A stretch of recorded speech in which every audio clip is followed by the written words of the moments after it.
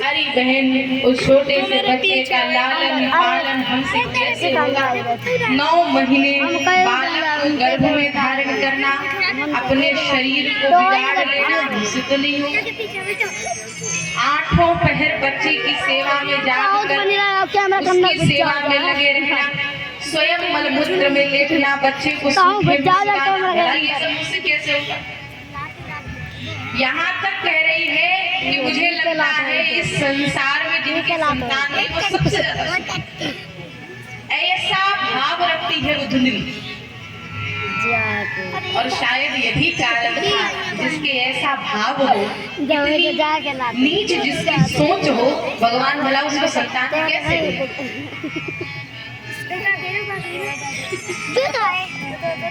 और हमारे संत एक बड़ी गहरी बात कहते हैं, जिनके इस जीवन में संतान नहीं होती है, कितनी भी दवा, कितनी भी दुआ, कितनी भी प्रार्थना भगवान से करो, अगर आपके जीवन में संतान नहीं हो रही। एक संत कहा करते हैं, उन्होंने जरूर पिछले जन्म में किसी कन्या को अपने गर्भ में मारने का पाप लिया है। जिन्होंने कन्या को गर्भ में मारा है, भगवान उस पाप का फल ये देते हैं कि वो संतान से वंचित रहे। इसीलिए कहते हैं महाराज, जीवन का कोई भी चरण, कोई भी महत्वपूर्ण निर्णय आगे आने वाले साल सोच करके तब ले लीजिए।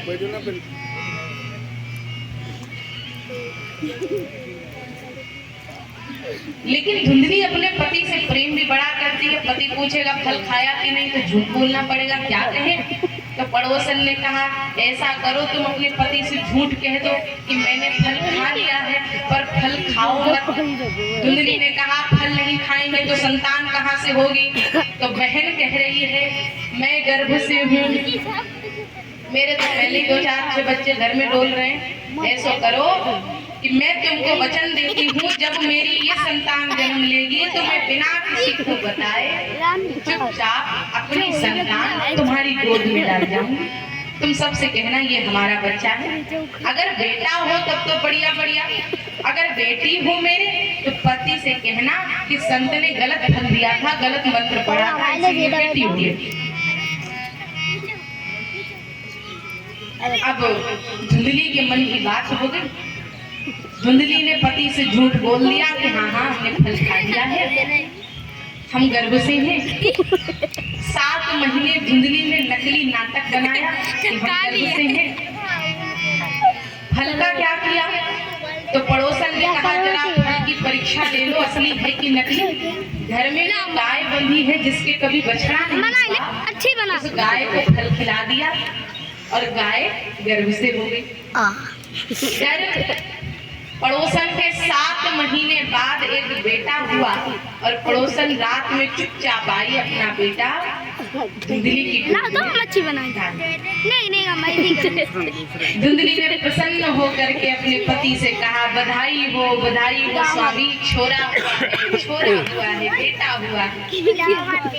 आत्मदेव प्रसन्न हो गए, सारे नगर में मिठाइयाँ बंटवा डाली, खूब ढोल नगाड़े बजवाए, सबको निमंत्रण दिया, आओ आज हमारे यहाँ भोजन है, हमारे बेटे को आशीर्वाद दे करके जाओ। सबने खूब आशीर्वाद दिया। 3 महीने के बाद गाय के एक बछड़ा हुआ। अब गाय का बछड़ा कम और इंसानी बच्चा वो ज्यादा। कैसा बछड़ा?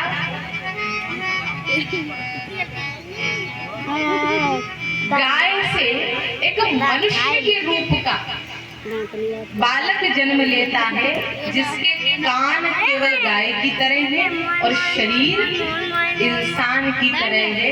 इसीलिए पंडितों ने गाय के बच्चे का नाम रखा गोकर्ण।